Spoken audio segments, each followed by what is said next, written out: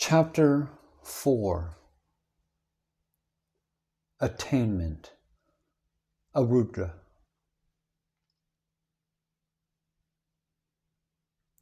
What is the state of attainment of knowledge? It is firm and effortless abidance in the self, in which the mind, which has become pure and one with the self, does not emerge again at any time.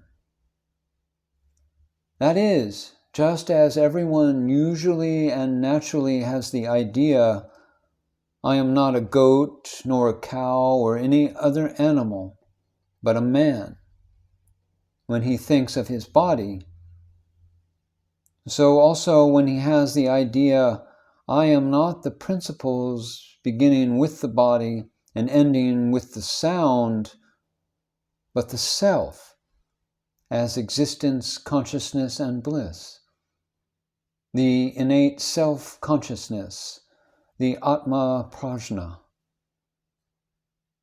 Then one is said to have attained firm knowledge. To which of the 7 stages of knowledge does the sage, the jnani, belong?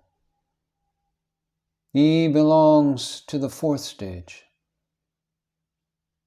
If that is so, why have 3 more stages superior to it been distinguished?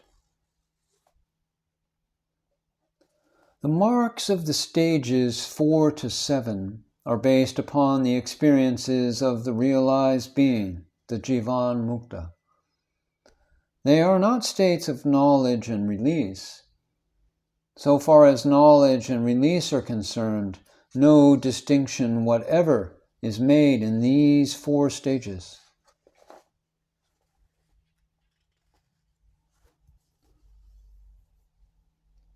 As there is no one who does not desire to experience constant bliss, what is the reason why all sages, all jnanis, do not attain the state of absolute liberation?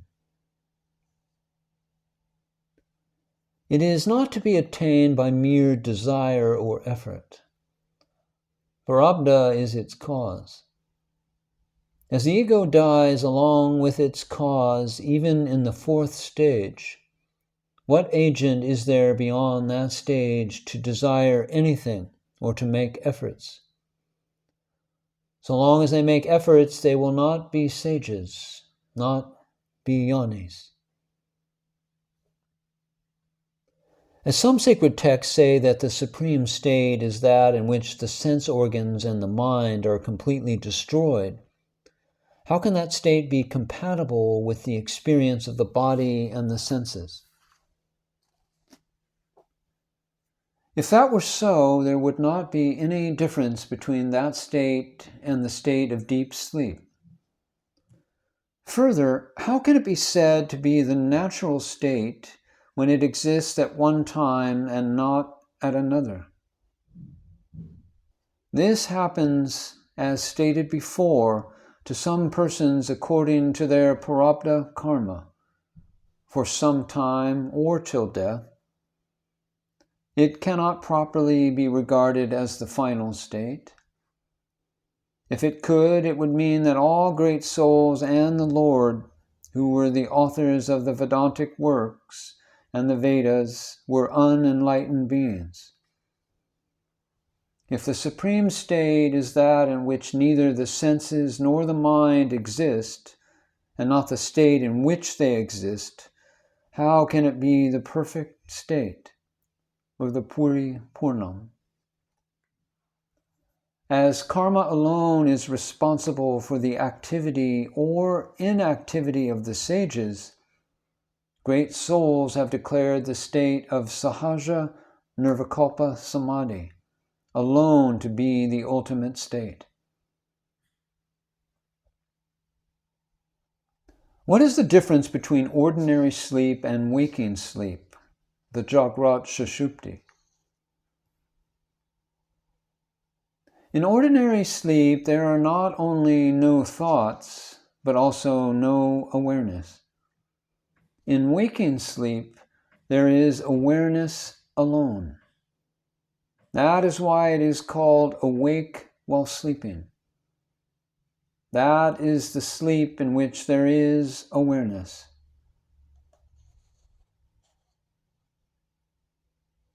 Why is the self described both as the fourth state, Turiya, and beyond the fourth state, Turiyatita? Turiya means that which is the fourth.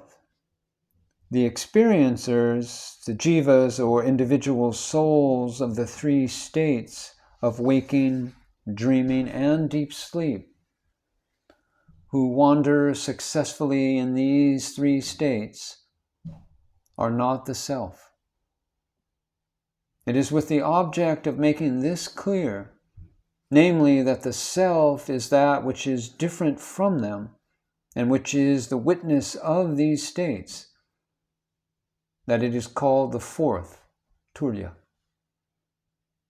When this is known, the three experiencers disappear, and the idea that the self is a witness, that is the fourth, also disappears. That is why the self is described as beyond the fourth.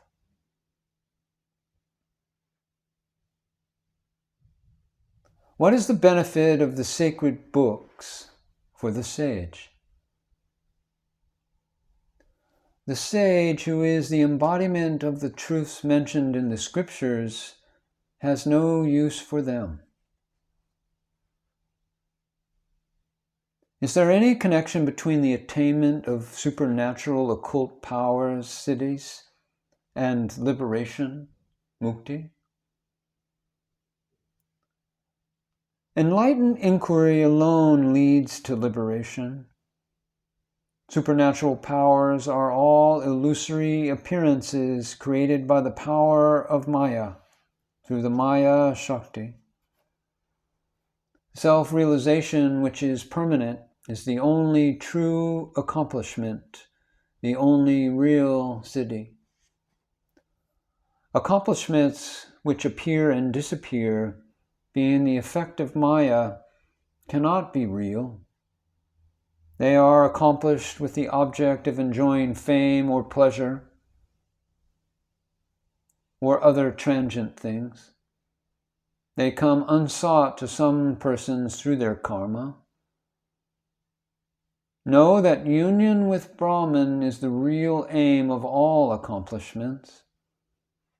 This is also the state of mukti, liberation. If this is the nature of liberation, why do some scriptures connect it with the body and say that the individual soul can attain liberation only when it does not leave the body? It is only if bondage is real that liberation and the nature of its experiences have to be considered. So far as the self is concerned, it has really no bondage in any of the four states.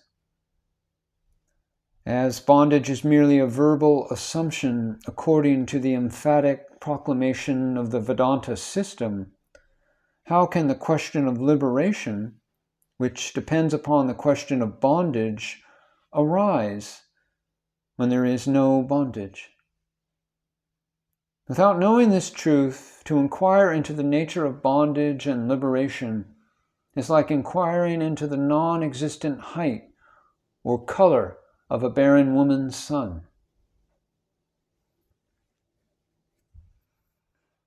If that is so, do not the descriptions of bondage and release found in the scriptures become irrelevant and untrue? No, they do not. On the contrary, the delusion of bondage fabricated by ignorance from time immemorial can be removed only by knowledge, and for this purpose the term liberation or mukti has been usually accepted. That is all. The fact that the characteristics of liberation are described in different ways proves that they are imaginary. If that is so, are not all efforts such as study, hearing the truth, reflection on the truth, and the like useless?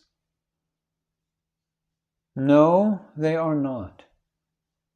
The firm conviction that there is neither bondage nor liberation is the supreme purpose of all efforts.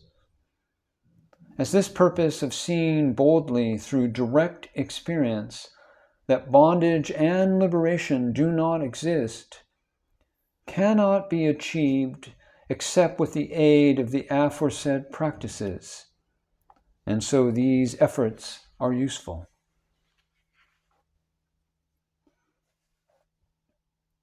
Is there any authority for saying that there is neither bondage nor liberation? This is decided on the strength of experience and not merely on the strength of the scriptures. If it is experienced, how is it experienced? Bondage and liberation are mere linguistic terms. They have no reality of their own. Therefore, they cannot function of their own accord. It is necessary to accept the existence of some basic thing of which they are modifications. If one inquires for whom is there bondage and liberation, it will be seen they are for me. If one inquires who am I, one will see that there is no such thing as the I or me. It will then be as clear as an amalaka fruit in one's hand. That which remains is one's real being. As this truth will naturally and clearly be experienced by those who leave aside mere verbal discussions and inquire into themselves inwardly, there is no doubt that all realized beings uniformly see neither bondage nor liberation so far as the true self is concerned. If truly there is neither bondage nor liberation, what is the reason for the actual experience of joys and sorrows? Joys and sorrows appear to be real only when one turns aside from one's real nature. They do not really exist. Is it possible for everyone to know directly without doubt what exactly is one's true nature?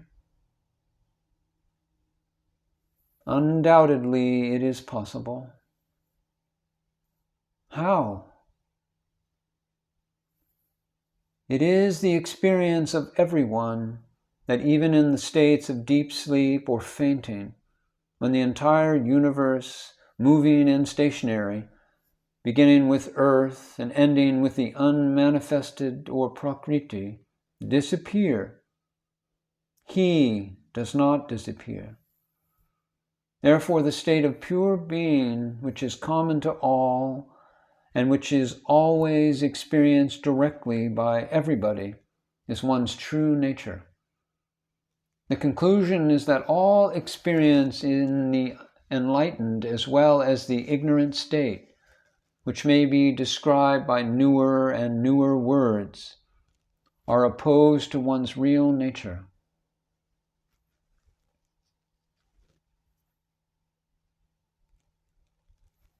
May this book, consisting of the words of experience which have come out of the lotus heart of Bhagavan Sri Ramana Maharshi, shine as a lamp of true knowledge to illuminate the true minds of those who have renounced the world. Blessings. May the world be blessed for long with the feet of Guru Ramana, who abides as that silent principle which absorbs all of us and remains by itself as the root of the three principles of soul, world, and Ishvara, the beloved Lord.